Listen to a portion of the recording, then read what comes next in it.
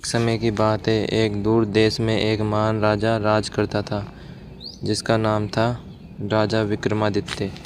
वह अपनी बुद्धिमत्ता, न्याय और प्रजा के प्रति असीम प्रेम के लिए जाने जाते थे। उनका राज्य धन धान्य से परिपूर्ण था और लोग सुख शांति से रहते थे।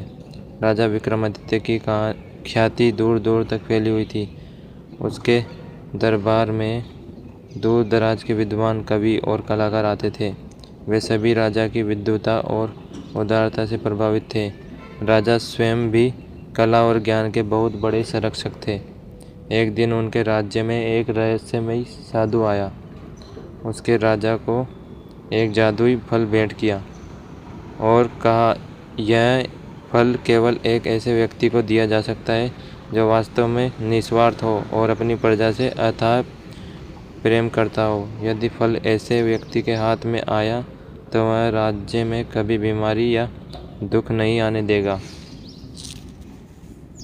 राजा ने उस फल को स्वीकार किया, लेकिन उसे स्वयं खाने के बजाय उन्होंने उसे अपने राज्य के सबसे गरीब और बीमार व्यक्ति को दे दिया।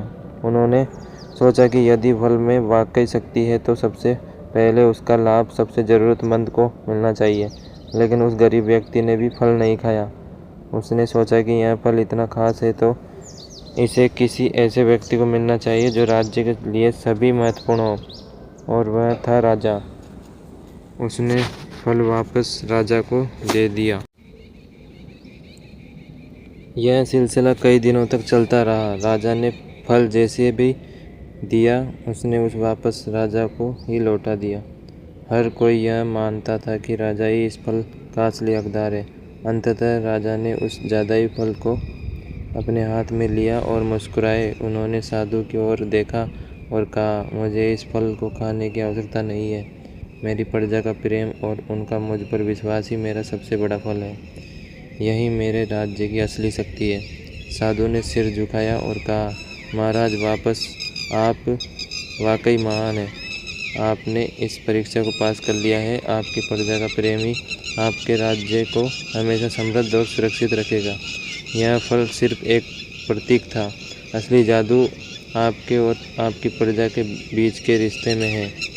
और उस दिन से राजा विक्रमादित्य और उनकी प्रजा का बंधन और भी मजबूत हो गया। उनका राज्य सदियों तक खुशहाल रहा और राजा विक्रमादित्य का नाम इतिहास के पन्नों में एक महान और न्यायप्रिय शासक के रूप में अमर हो गया।